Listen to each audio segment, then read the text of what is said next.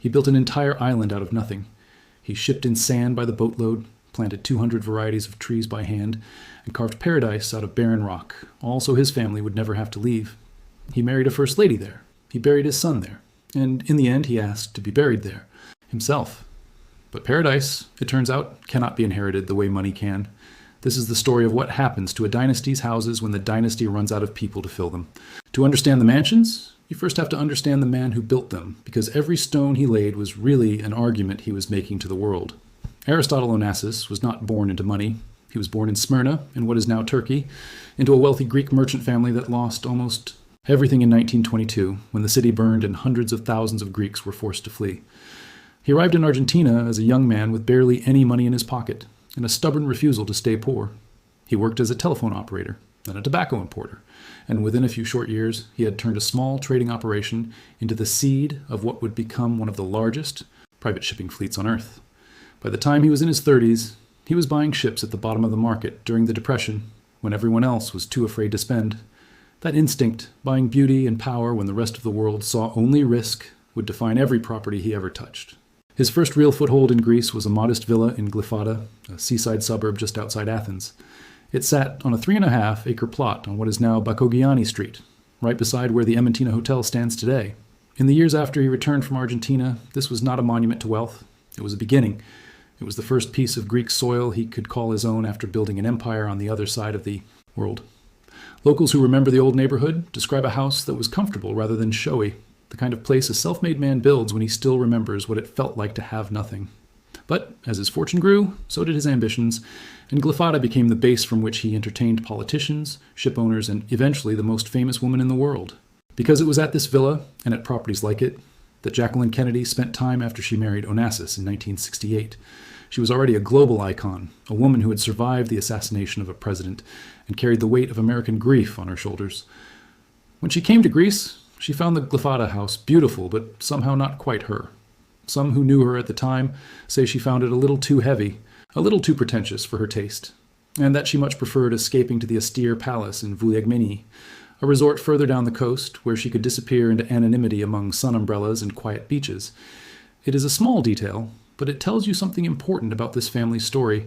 Even the people who married into it, even the people who could have anything, did not always want what the Onassis fortune had built. They wanted peace.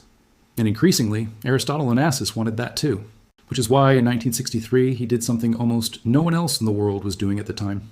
He bought an island, not a mansion, not an estate, an entire island just off the coast of Lefkada in the Ionian Sea. It was called Skorpios, and when he first saw it, it was barren. There was no fresh water. There were almost no trees. The land was dry, scrubby, and unremarkable, the kind of place most wealthy men would have walked past, without a second glance. But Onassis did not see what was there. He saw what could be there. He purchased the island for what would only be a few $1,000s in today's money, and then he spent years and a fortune turning it into something that had never existed before, a private paradise built entirely from his own imagination. He bought a neighboring mountain just to secure a water source, piping fresh water across to an island that had none. He imported more than 200 varieties of trees and had them planted across the hillsides until the barren rock disappeared under a canopy of green. He had sand shipped in from the island of Salamis to build beaches where none had existed before, grain by grain, until the coastline looked like something out of a postcard. He built 2 villas on the island, along with a staff building and small bungalows scattered along the shore, but he was careful, almost obsessively careful, not to disturb the wild beauty of the place he had created. His yacht, the Christina, named after his daughter, was already legendary for its extravagance. A floating palace with a swimming pool that could convert into a dance floor and bar stools upholstered in the foreskin of whales. But Skorpios itself was different. It was not meant to dazzle. It was meant to be his. There's a story that captures this perfectly. When his daughter Christina once complained that the paths on the island were not lit well enough at night, Onassis reportedly told her, "If you want lights, go to Broadway." It became something of a family saying, repeated for years afterward, a shorthand for everything he believed about the island. Skorpios was not supposed to be another stage for the jet set. It was supposed to be a sanctuary. He wanted simplicity there, or at least his version of simplicity. Roasting a whole lamb on the beach at Easter, escaping by seaplane whenever business allowed, walking the paths he had built himself among the trees he had planted with his own money and his own stubborn will. Of course, simplicity is relative when you are one of the richest men in the world. The guest list at Skorpios read like a roll call of 20th century power and glamour. Heads of state, film stars, Opera singers and business tycoons all found their way to the island at one point or another, drawn by Onassis' hospitality and by the sheer novelty of a private island paradise that had not existed a decade earlier. It became, in a strange way, the prototype for something we now take for granted, the idea that the ultimate symbol of wealth was not a mansion at all, but an island, a private world with its own rules, cut off from everyone else. Every celebrity who buys a private island today, whether they know it or not, is following a path that Aristotle Onassis cut through the Ionian Sea more than 60 years ago. The atmosphere he cultivated there was deliberately different from the atmosphere aboard his yacht. On the Christina, the entertainment was loud, the drinks were endless, and the guest lists read like a who's who of mid-century celebrity culture. On Scorpios, Onassis wanted something closer to his own idea of an old Greek homeland, a place where a whole lamb could be roasted on the sand at Easter the way it might have been in his childhood, where guests wandered barefoot along paths shaded by trees he had personally chosen and imported. He was, in many ways, building two competing versions of wealth at once, one loud and performative, meant for the world to see, and one quiet and guarded, meant only for the people closest to him. It is worth remembering that this was still an era before private islands were common currency among the ultra-rich. There was no template for what Onassis was attempting. He was not renovating a historic estate or restoring some crumbling castle with centuries of precedent behind it. He was inventing an entirely new category of luxury from raw, uninhabited land, and doing it with the same instincts that had made him a shipping magnate in the first place. Buy when no one else sees the value, then build something no one else has the imagination or patience to attempt. It was on Scorpios, in the chapel he had built among the trees, that Onassis married Jacqueline Kennedy on October 20th, 1968.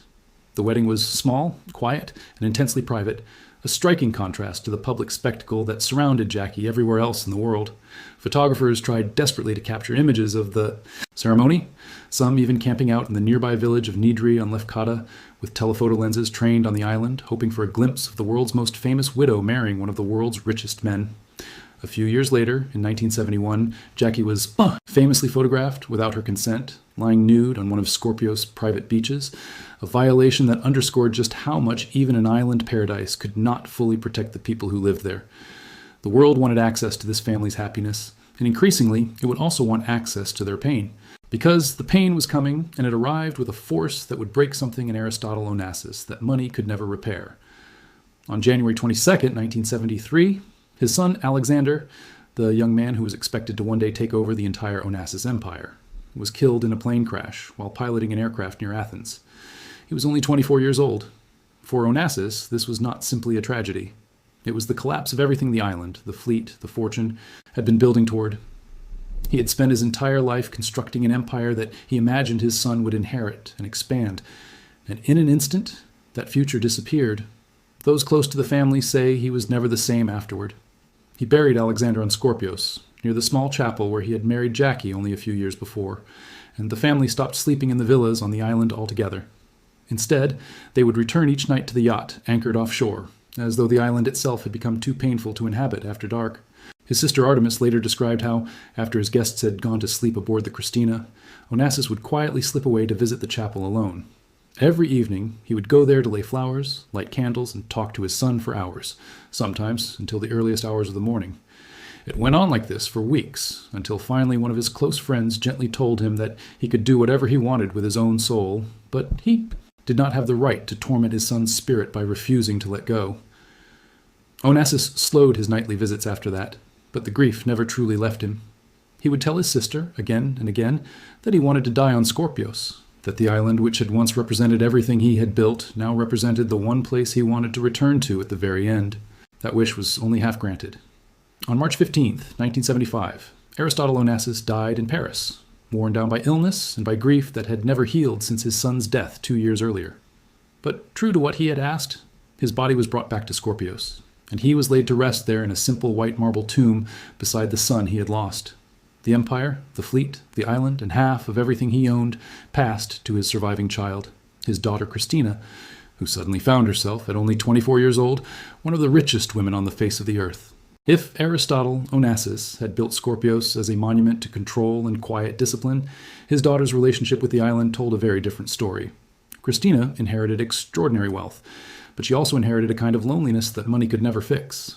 Her life afterward was marked by a series of turbulent marriages, struggles with depression, and periods of addiction that were an open secret among those who knew her. To cope, friends say. She threw herself into hosting, organizing enormous glittering parties on Scorpios that seemed almost like an attempt to fill the silence her father had always insisted on maintaining. She dug the swimming pool that her father had refused to allow while he was alive, a small but telling act of rebellion against the austere vision he had imposed on the island for so many years. She also seemed determined, in her own quiet way, to erase the presence of her former stepmother from the family home. She brought in a Greek architect named Kostas Voutsas and the painter Yannis Tsarouchis to redecorate the villa that had once been known as Jackie's Villa, the pink house where Jacqueline Kennedy had spent most of her time on the island.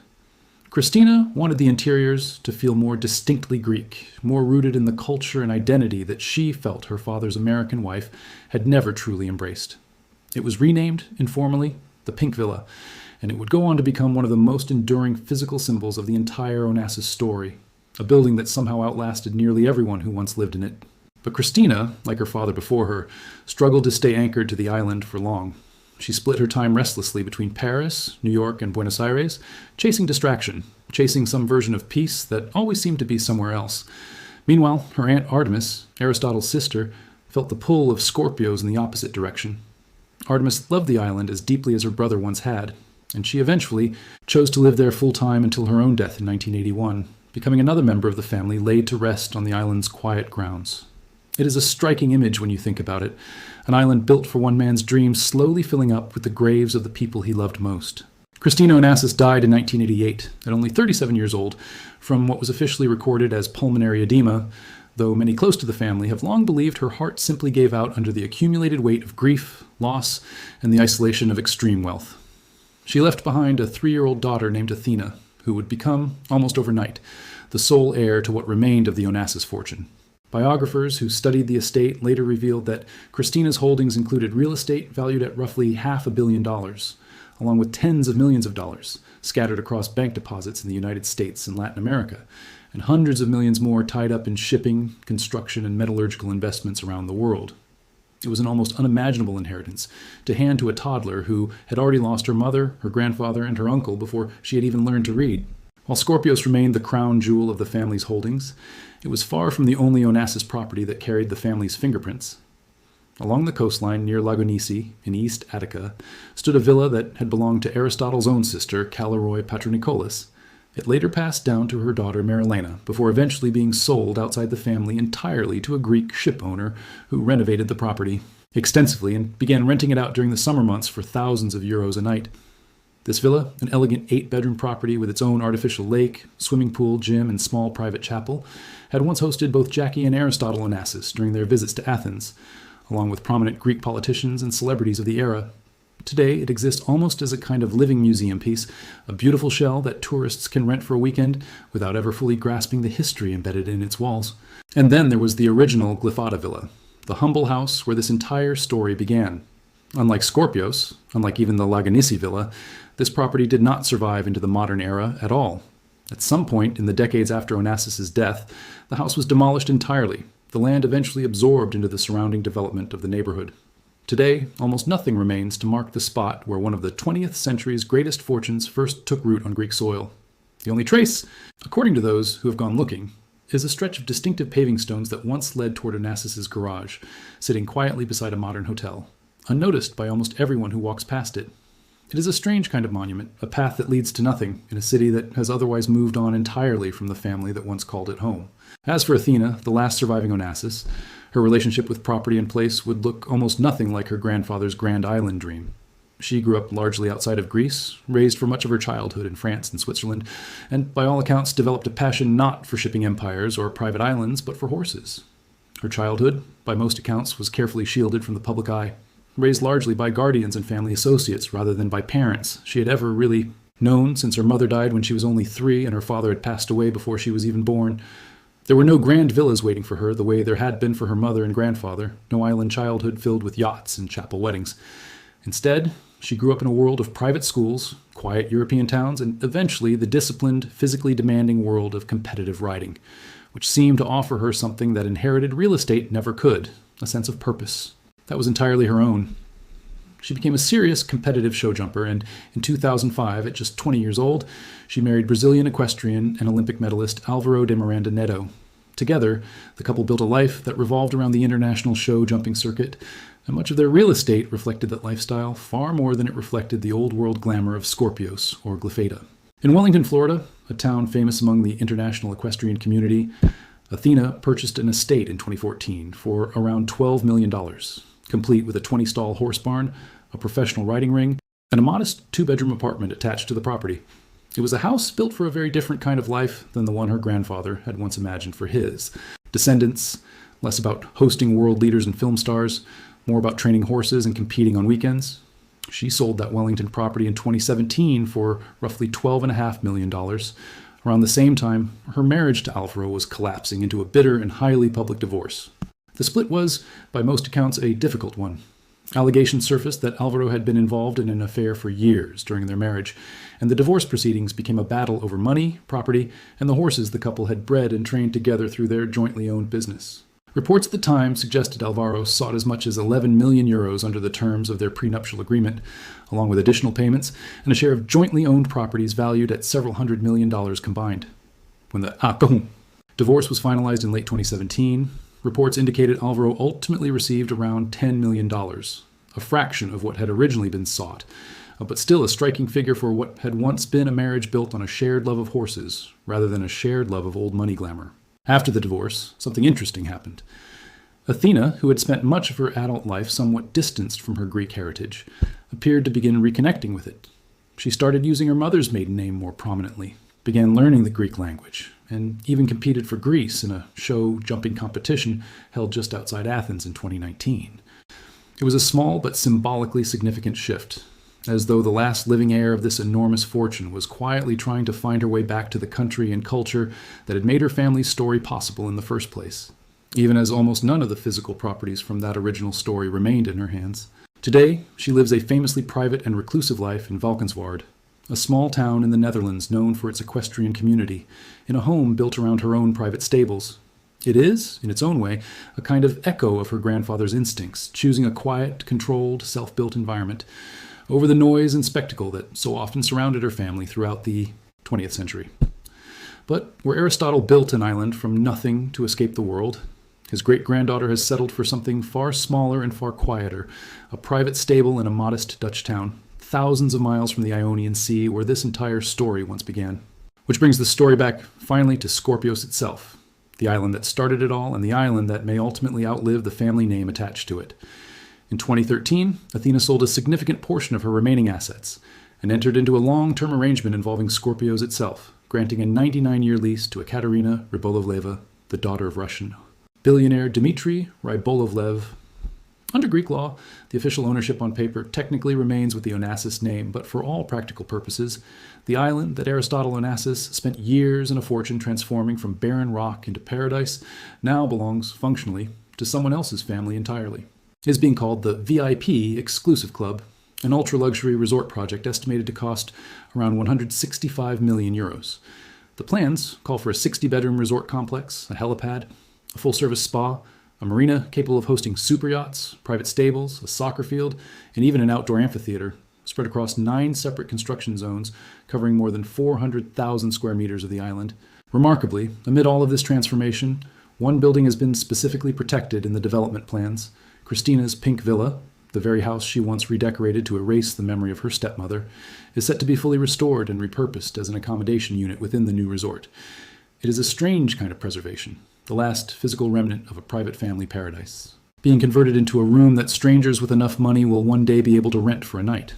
Some of the world's leading architecture firms have reportedly been involved in shaping the new development, aiming to modernize the island while still honoring, at least in name, the legacy of the man who first transformed it from barren stone into a legend.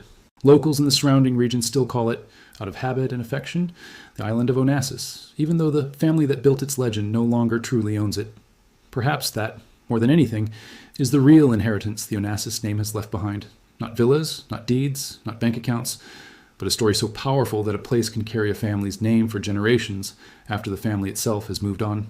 The mansions themselves have scattered to different fates. One was torn down entirely, reduced to a stretch of forgotten paving stones beside a hotel parking lot. One was sold outside the family and now rents nightly to strangers who likely have no idea whose footsteps once crossed its floors. And the grandest of them all, an entire island shaped by one man's stubborn will, is being rebuilt piece by piece into a playground for an entirely different generation of the ultra-wealthy. There is something almost poetic and undeniably sad about how this story has unfolded. Aristotle Onassis spent his life building something permanent, a fortune, an empire, an island paradise designed to outlast him and shelter generations of his family long after he was gone. And in some ways, it has outlasted him. The island is still there, the villa still stands, the name is still spoken with a kind of reverence by locals who were not even alive when he first set foot on that barren rock in 1963. But the family itself could not hold on to what he built. Death came too early, too often, and too cruelly, taking his son at 24, his daughter at 37, and leaving behind a granddaughter who inherited unimaginable wealth before she was old enough to understand what any of it meant. Paradise, it turns out, was never really the problem. Aristotle Onassis proved, beyond any doubt, that with enough money and enough will, a man really can conjure paradise out of nothing, can plant forests where there was only dust, can build beaches out of imported sand, and can construct a private world so complete that presidents and film stars would cross oceans just to be invited inside. What he could not do, what no amount of money has ever been able to do for any family in history, was guarantee that paradise would be enough to keep the people he loved alive, present, and gathered together within it. The houses remain. The island remains, transforming now under new ownership into something almost unrecognizable from what he built. But the family that gave those places their meaning has, one by one, drifted away, been buried beneath its soil, or simply chosen, quietly and understandably, to build something smaller and safer somewhere else entirely. That, in the end, is the real story hidden inside every one of these old money mansions. Not the marble, not the imported trees, not the private beaches, but the impossible universal truth that no fortune on earth has ever been large enough to buy a family more time together. The paving stones in Glyfada still lead nowhere. The pink villa still stands, waiting for its next chapter. And somewhere off the coast of Lefkada, the island still bears his name, even as it quietly becomes someone else's dream entirely.